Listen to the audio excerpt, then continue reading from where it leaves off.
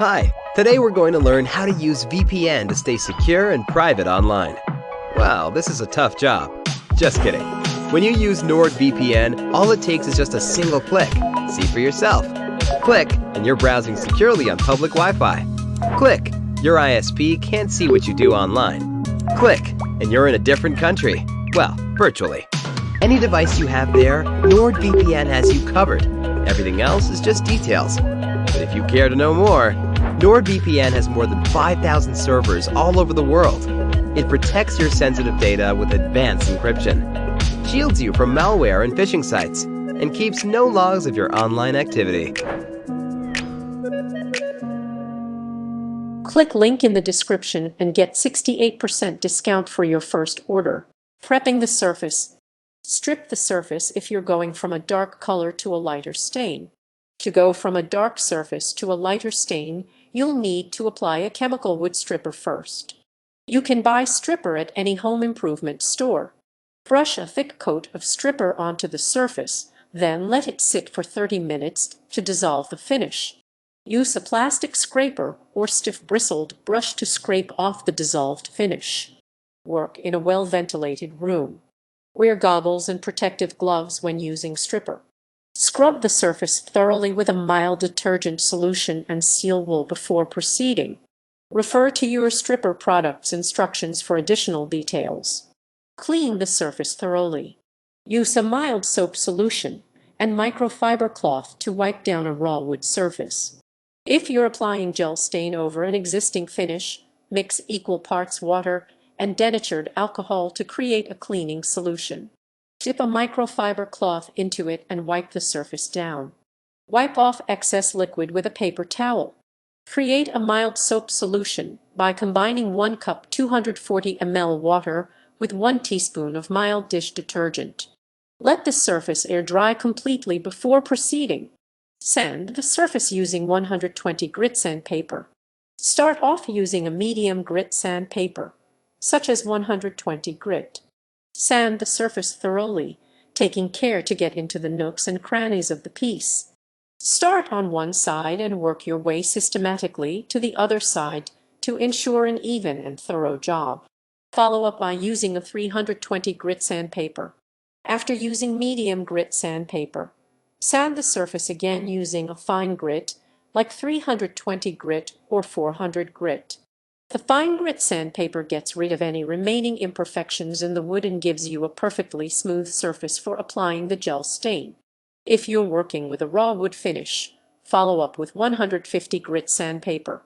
Using anything finer than that may prevent the surface from holding the stain well. Wipe down the surface to remove lingering dust and debris. Any dirt or sanding dust left on the surface of the wood will prevent you from getting an even stain and be visible once the stain dries.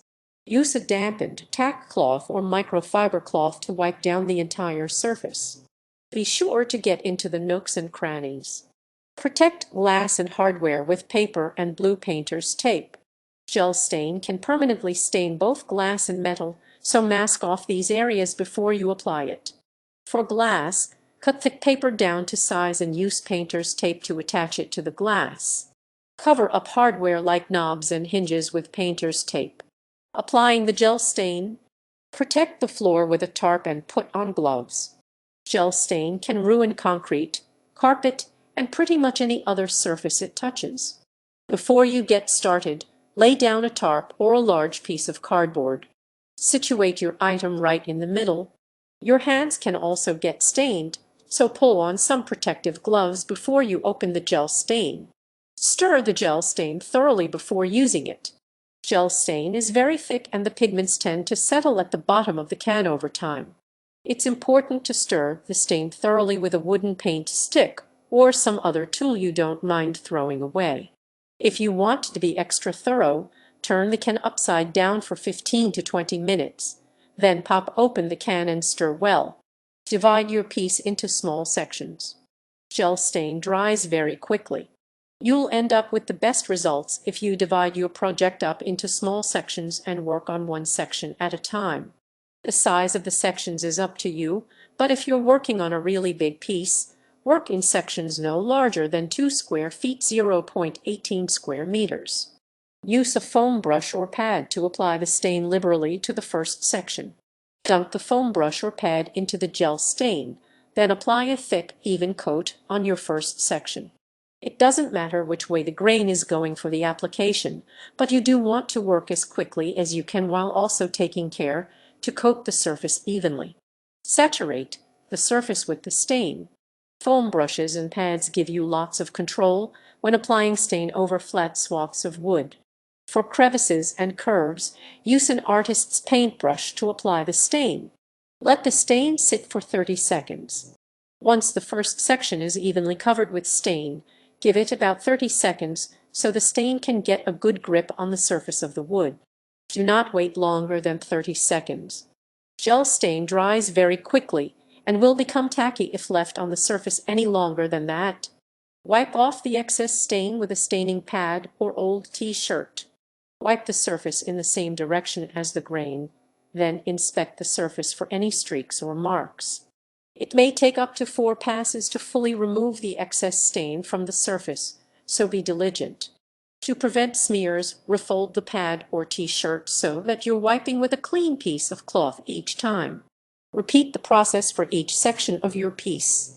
Continue the exact same technique of liberally spreading the stain on the surface, letting it sit for 30 seconds, and wiping away the excess until you've completely covered your piece. Remember to work quickly while also paying attention to the evenness of your application. Let the stain dry for 24 hours before applying another coat. Allow the gel stain to dry completely before deciding if you want to do additional coats. The color will probably look a little different once completely dry. If you do want to stain the piece darker, apply the second coat the exact same way you applied the first one. The second coat will fill in any streaks and deepen the color. Let the piece dry for 48 hours before proceeding with the top coat. Applying the top coat, select the gel stain top coat of your choice. The top coat seals the gel stain and protects the finish of your piece. Choose a top coat that matches the base of your stain. If you used an oil-based gel stain, use an oil-based top coat. If you used water-based stain, go for a water-based top coat. It will be clearly labeled oil or water-based on the packaging. Apply a thin coat of top coat. For oil-based products, wipe on the top coat with a lint-free shop towel or old t-shirt. Use a foam brush to apply water-based top coats. Start on one side and work systematically to the other side. All you need is a thin coat to seal in the stain. Let the top coat dry overnight before proceeding. Sand the surface with 400 grit sandpaper. After the top coat dries, go over the entire surface lightly with a piece of 400 grit sandpaper. Be sure to sand with the grain. Then, wipe the surface down thoroughly with a damp cloth to remove any dust or debris generated by your sanding. Apply a second coat of top coat. The second coat will really lock the gel stain in place. Apply a thin coat, just like you did with the first one. Work systematically from one side to the other. Let the top coat dry completely before proceeding. Sand the surface lightly one last time.